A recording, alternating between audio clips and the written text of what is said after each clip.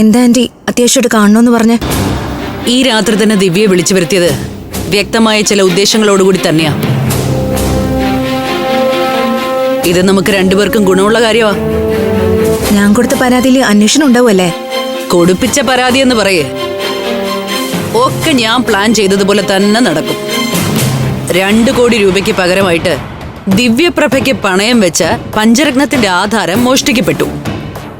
അത് നാളെ പഞ്ചരത്നത്തിൽ നിന്ന് പോലീസ് കണ്ടെടുക്കും. അതിനുള്ള സകല ഏർപ്പാടുകളും ചെയ്തു കഴിഞ്ഞു ഞാൻ. സിഐക്കും പോലീസുകാർക്കും ഒക്കെ കൈ നിറയെ കിമ്പളം കൊടുത്ത് നിർത്തിയിരിക്കുക ഞാൻ. അപ്പോ മോഷണക്കുറ്റത്തിന് ഈ 5 പേരെ അറസ്റ്റ് ചെയ്യില്ലേ? 5-ൽ 1 അറസ്റ്റ് ചെയ്യും. അമൃതേ. അയ്യോ, അപ്പൊ എന്റെ കല്യാണം?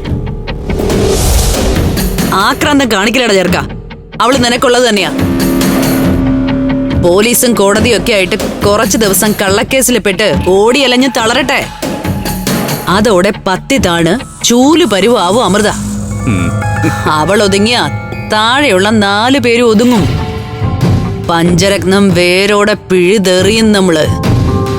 തീരെ നിവൃത്തിയില്ലാതെ അമൃത വന്ന് എന്റെ കാല് പിടിക്കും. പക്ഷെ അമൃത ജയിലിൽ പോകേണ്ടി വരില്ലേ? അതെനിക്ക് സഹിക്കില്ല. നീ ചുമ്മാ വിടുത്തം വിളമ്പല്ലടാ മഹീന്ദ്ര. അഴി എണ്ണിക്കും മുമ്പ് നമ്മൾ അവളെ രക്ഷപ്പെടുത്തും.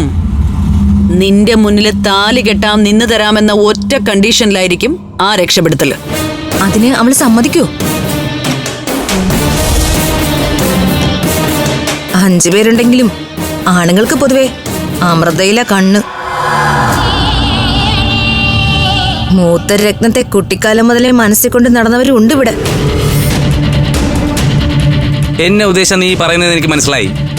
ഞാൻ അവളെ പണ്ടേ മനസ്സിൽ നിന്ന് കളഞ്ഞതാ. ആ, അതൊക്കെ അവിടെ നിൽക്കട്ടെ. തൽക്കാലം നമ്മൾ വിചാരിച്ച കാര്യങ്ങളിൽ നടക്കണം.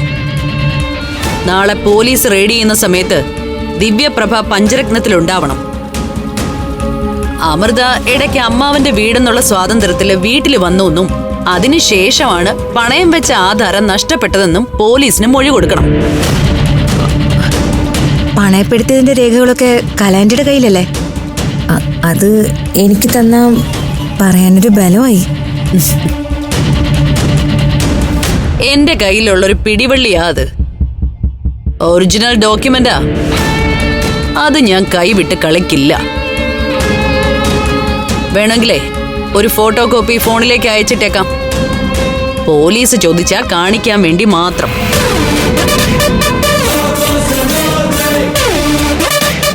അതെന്താ ആന്റിക്ക് എന്നെ വിശ്വാസം ഇല്ലാത്തത് കൊണ്ടാണോ? ചില കാര്യങ്ങളില് ഞാൻ ദൈവം തമ്പുരാനെ പോലും വിശ്വസിക്കില്ല. പിന്നെയല്ലേ നീ. നിങ്ങളെ വിറ്റ കാശ് എന്റെ കയ്യിലുണ്ട്, കാണിച്ചു തരാം. എന്നെ കുറിച്ച് നല്ലതൊന്നും അല്ല ഇപ്പൊ ആലോചിച്ചത് അല്ലേ?